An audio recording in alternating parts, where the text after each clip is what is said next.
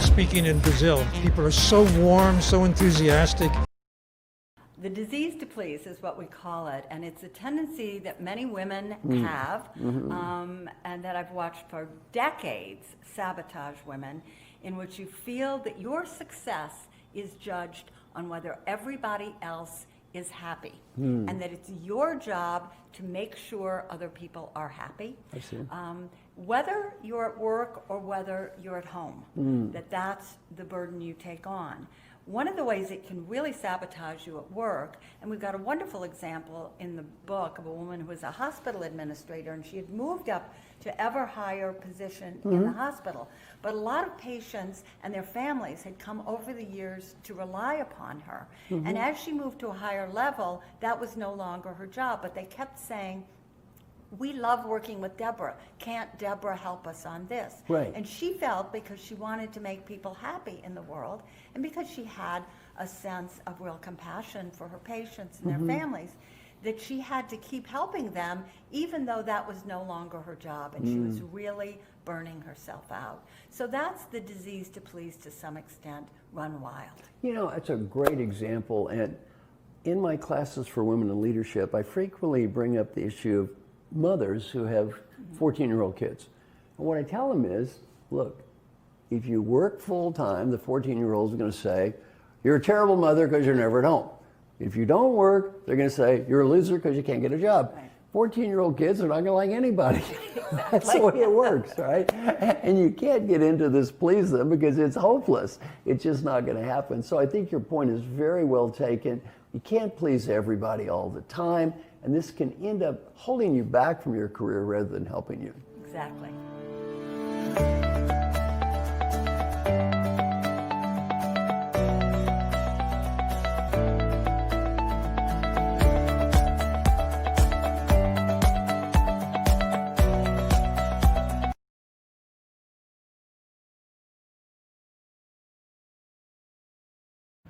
Legal, mais um. Agora ficou perfeito. E aí? Ficou bacana, né? Acontece isso mesmo ou é mito? Um dos motivos... Vocês são muito legais, vocês são muito... É muito bacana, porque um dos motivos que eu me conectei tanto com esse trabalho, né, da Célia e do Marshall, e com tudo que tem, né, todo esse conteúdo que vem através de experiências, e são décadas e décadas de experiência com executivos, né, e com profissionais, foi isso que me conectou, porque eu me vi em várias dessas situações. E essa de, né, querer agradar, ela está ligada, quando a gente olha para dentro, com a educação, um pouco da cultura, né, com a culpa de não falhar e de deixar todo mundo bem, e tem a ver com uma dificuldade em dizer não. E eu vou trazer um caso que aconteceu semana passada nesse contexto, né? Hoje eu reporto para o vice-presidente mundial da organização que eu trabalho, né, americano, e na nossa reunião de alinhamento, ele enfatizou muito, né? Eu apresentei o plano, enfim, tudo que nós vamos fazer aí, Brasil e América Latina. Ele falou, olha, Tamari, só tenho uma preocupação, né? Não tenho dúvidas, a gente contratou pela tua experiência, tudo que você pode fazer, mas ele foi categórico. Eu só tenho, né, uma ressalva em você ter dificuldade, ele usou essas palavras, dificuldades em dizer não. E aí eu dei para ele um exemplo, olha, tá aqui, né, dentro do nosso plano, esse é o primeiro não que eu vou dizer, né, dentro da organização, claro, fazendo os ajustes e as negociações necessárias. Mas isso é muito, muito, muito comum, muito evidente, e quando vem uma profissional mulher para, né, para uma organização, esse também é um medo de quem lidera uma mulher. E aconteceu semana passada. Quentinho. Quentinho. E aí, Clarissa, o que você traz para nós da sua experiência?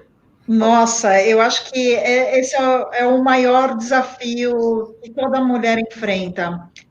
Eu costumo provocar minhas clientes e os homens que lideram mulheres também. Que, assim, qualquer mulher que hoje tenha mais de 30 anos foi educada para um mundo que não existe.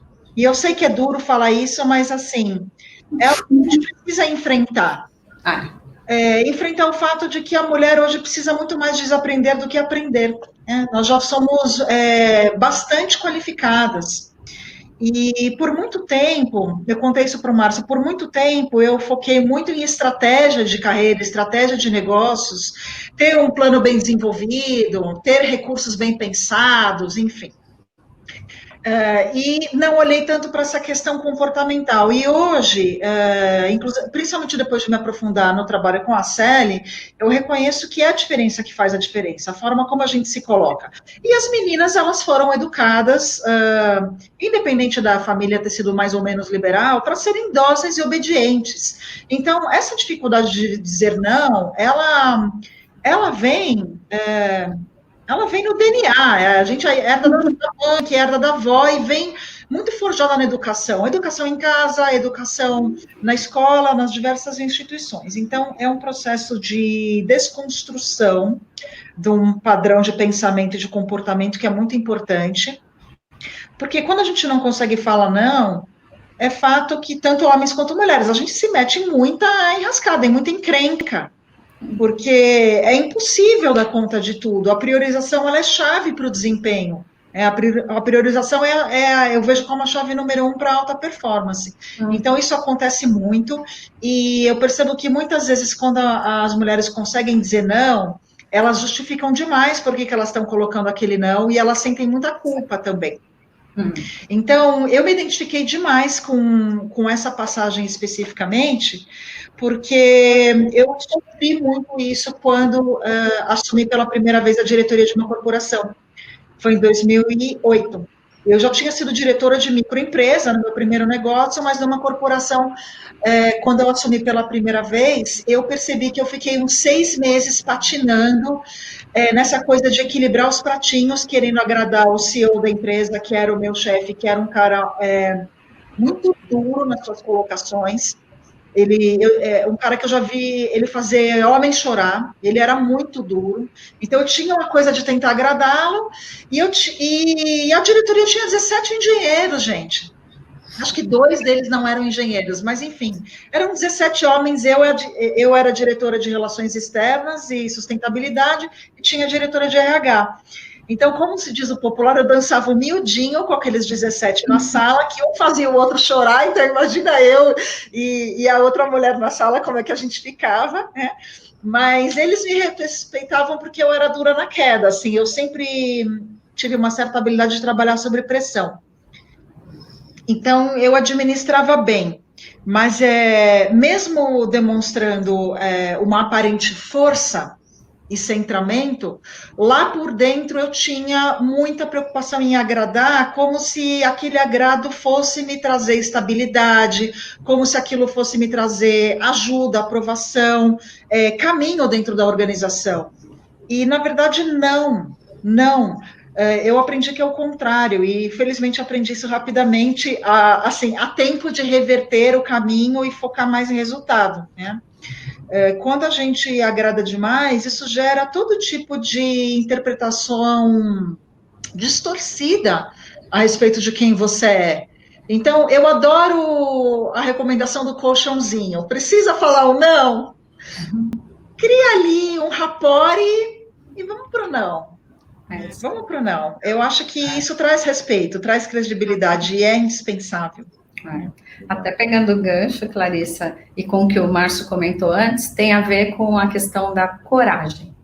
É uma coragem de encarar, né, as prioridades, é uma coragem eu acho que do autoconhecimento. Quanto mais você conhece suas habilidades e onde é que você pode se colocar em perigo, né, com esses gatilhos, eu acho que é fundamental. E para isso, né, a gente conhece mulheres corajosas, que são um exemplo, a Célia é uma delas, mas no mercado a gente tem diversos líderes que superaram essa questão, né, e tiveram coragem de se enfrentar primeiro, para depois enfrentar as situações que vão exigir de uma executiva, seja ela em que nível, em que papel ela estiver.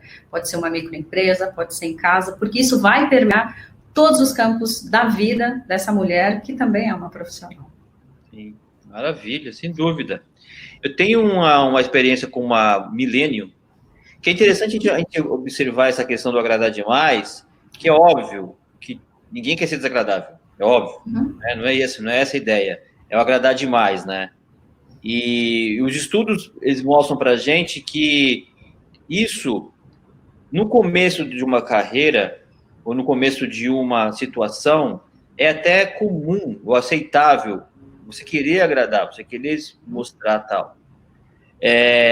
O problema é quando isso você começa a avançar, né? Como a Clarissa comentou, puxa, depois você vai ver que não é isso o barato que vai fazer com que você chegue lá, né?